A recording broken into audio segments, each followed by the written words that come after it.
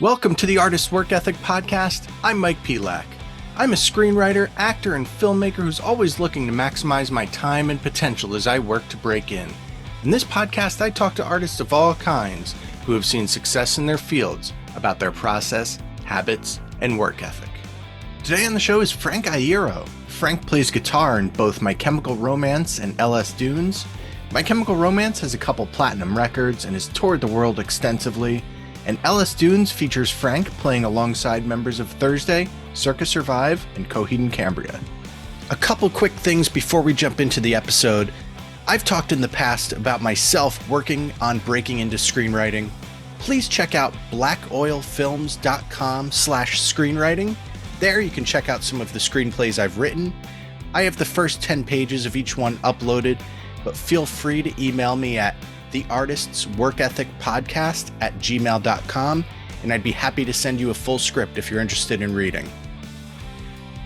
Last thing before we get into the episode, I would love anyone listening to subscribe, rate, and review the Artist's Work Ethic Podcast wherever you listen to podcasts. It really helps us put the show out there for more people to listen to. Frank, thank you for coming on with me today. It was my pleasure. All right, man. So through punk rock, we both have a DIY influenced background. How has DIY and that ethic informed the way you work today?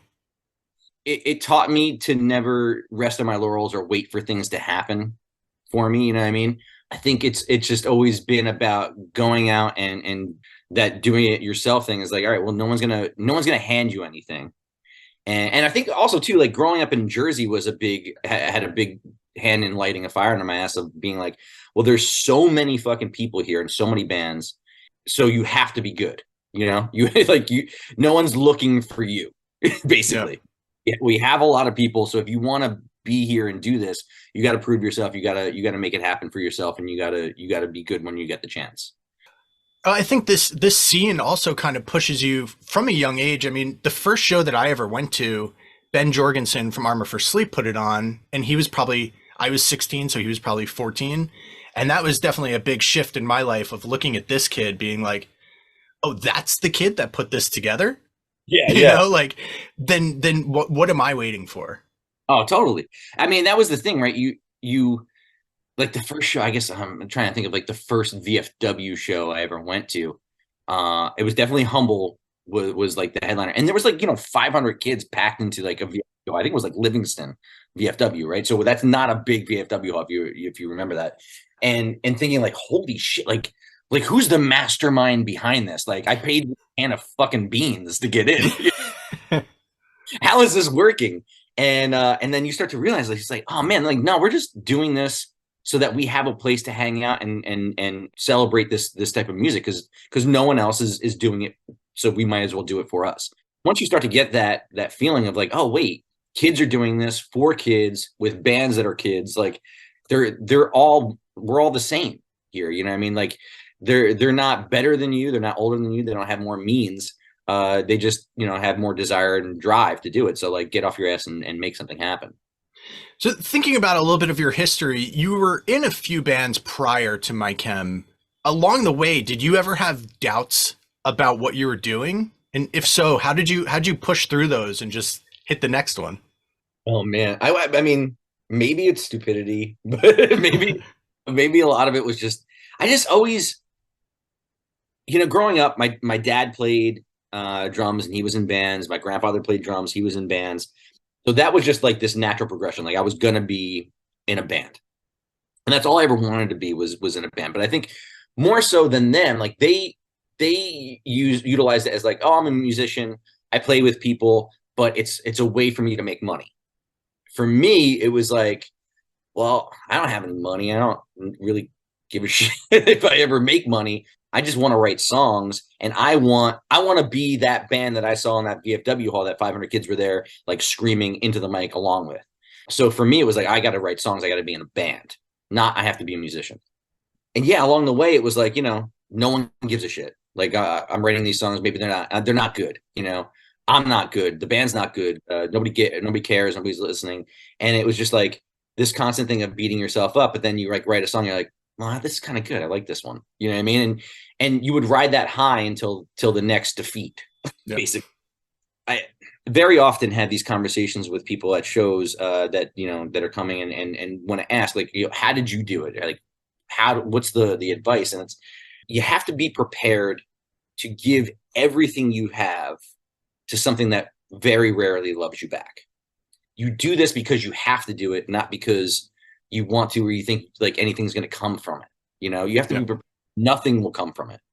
And you'll probably have to get a job at McDonald's someday to facilitate this passion that you have. There was no other way for me. So I had to go for broke. And for me, I mean, I was always broke. So like, I remember my mom having to ask the neighbors for milk and eggs and shit. And it was hard times, dude. But I feel very fortunate that I'm able to make a living and have a family and sustain myself making art like that. That's incredible. I know there's probably 100,000 people that would slit my throat in a second just to have that. And I get it. I was one of those dudes. Yep. And so it's never lost on me how lucky and how privileged that is. Well, think about luck. What's an example in your career of that you have made your own luck and just kind of willed a situation into being? Is there some kind of out of the box thing that maybe you've done in your career that helped create the situation for success? Well, I have two things that I would like to say about that. I guess the first is, I did weird shit where like I finagled my way into getting. Is that a word, by the way, finagled, or is that just something I grew up in like a weird Italian New Jersey house? I was gonna instinctually say Italian slang, but I don't know that for sure. Hopefully, we're not insulting somebody out there.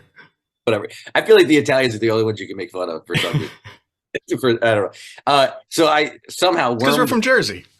And you're Italian, but I wormed my way into getting a job at Staples, the Staples Copy Center.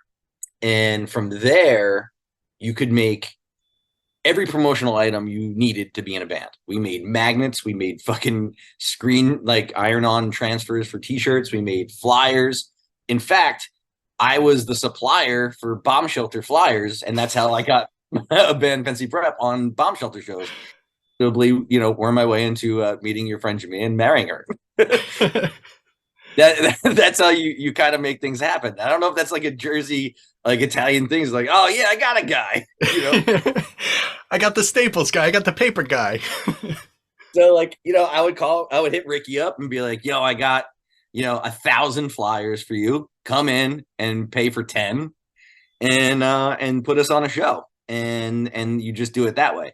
The other side of that coin is, and this is something that is intangible and doesn't make much sense to me, but I truly believe it, is that things happen for a reason, but more so just happen. And you have to be in tune with the directions of the universe. This sounds like weird witchcraft stuff and it's really stupid, but for me, I kind of pay attention to where the universe wants to take me and then decide from there, like whether I want to go that way. I'm always paying attention to signs, and I don't leave many. Nothing is by chance. I don't believe. I think you really have to pay attention to the road that life is taking you on, and be open to opportunities and things that might scare the shit out of you. And that's just kind of how my life has always been. I very rarely say no to things, especially when they sound fun. Whether or not I have the time or the wherewithal, the mental capacity to do it, or even the talent, I fake it till I make it and figure it out. There's been times where I've been in a situation or offered things that I didn't feel prepared for, and I thought I'm going to fucking fall flat on my face and everyone's going to know that I'm a sham. And somehow, some way, I rose to the occasion and it was the right decision. And I feel like those are the things that if you want to succeed and you want this that bad, you have to be prepared to make a fool of yourself and lose it all. So for me, that's been the biggest proponent, is just kind of listening for when opportunity knocks and taking advantage of those opportunities. Well, that's definitely been a big theme on this in talking to people, is that it's so much of this is rooted in just putting yourself out there. You know, I mean, I've felt the same thing with writing, or even this podcast, or another new podcast I'm starting to work on. Is nothing's easy about putting yourself out there and have people on YouTube, you know, say you're an idiot. You know, it's like it's a very weird thing to, like, you know, but nothing good comes out of just staying in your room, I guess, for lack of a better way to say it. Oh, it's true. But here's the thing too, right? You can create from your room. You can be a shut-in and make wonderful things. You have to take risks. Hey everyone, just wanted to cut in here and let you know that along with this episode today, I'm also launching my brand new Substack.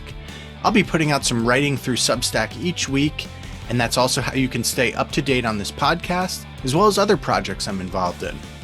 Tomorrow I'll be putting out the first of 4 articles about experiencing my first punk rock show back when I was 16, and how that led me to booking my first show just 7 months later.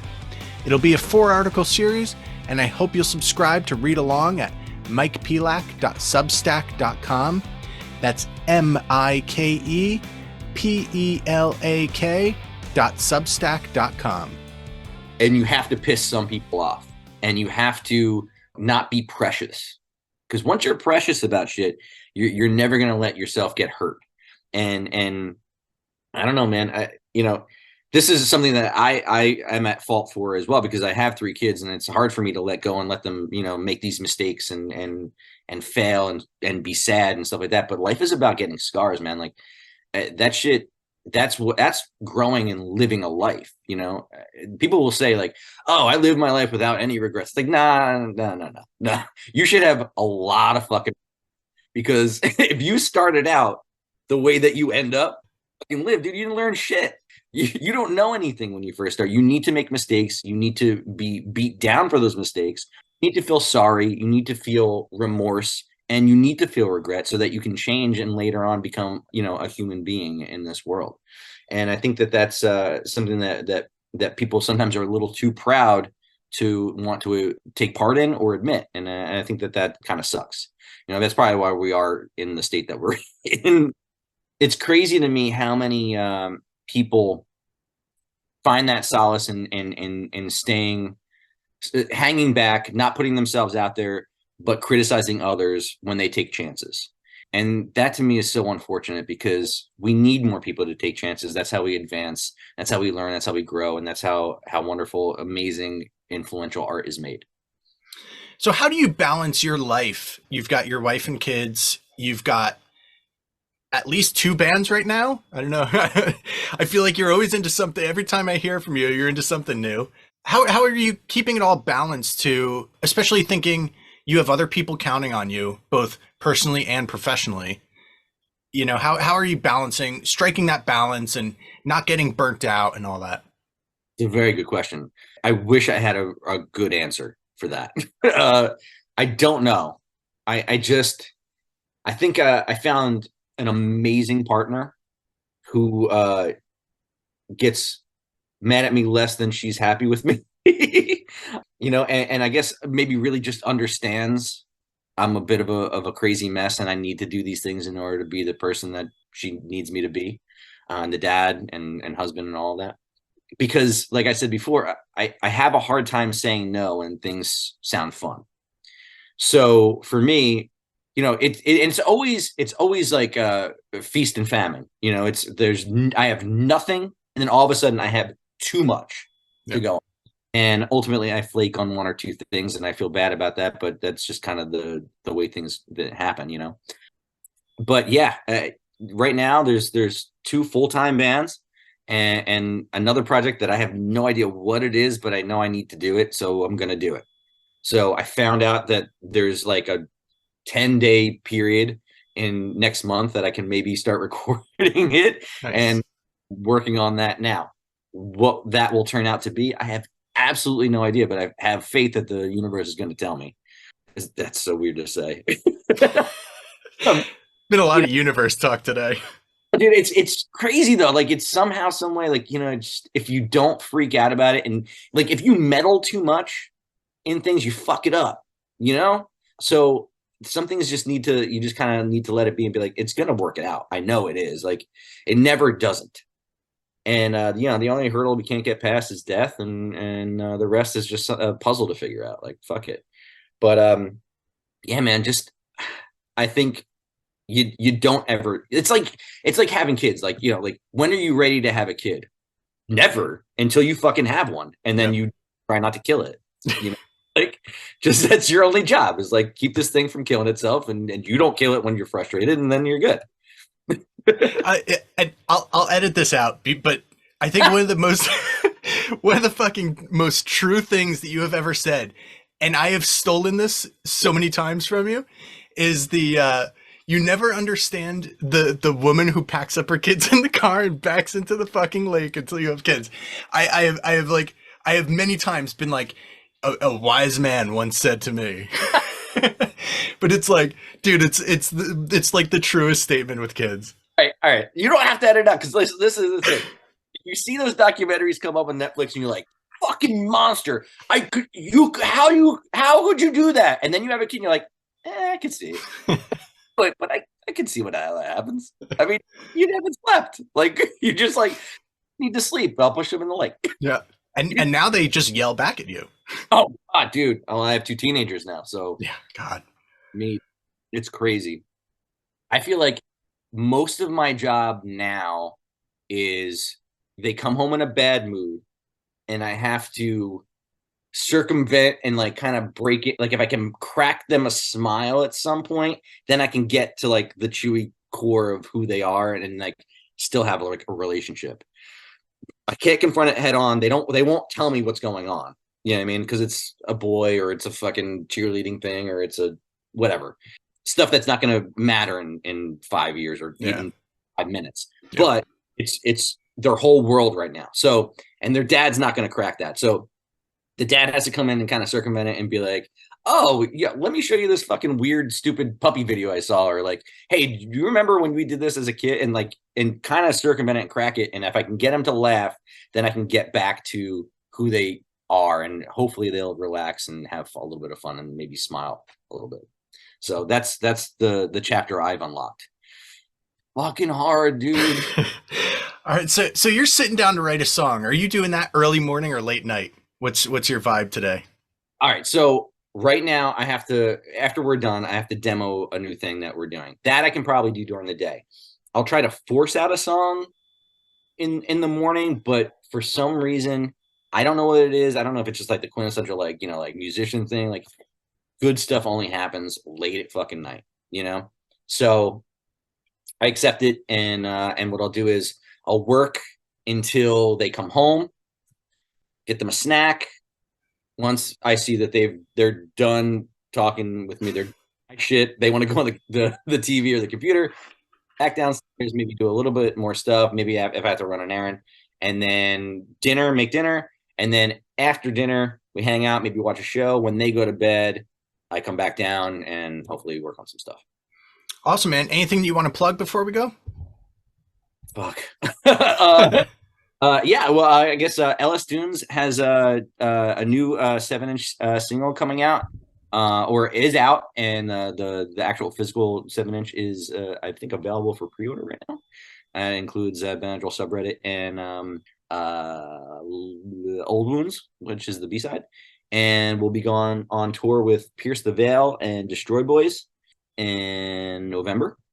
And that's about it, I guess. And the rest is to come. Awesome. Well, Frank, thanks for talking with me today. Always a pleasure, Pelak. Always a pleasure. I'll see you soon, man. Thank you so much for listening today. Please subscribe to the Artist Work Ethic podcast anywhere you listen to podcasts, and please rate and review the show. Follow us on Instagram at The Artist's Work Ethic, and check out theartistsworkethic.com.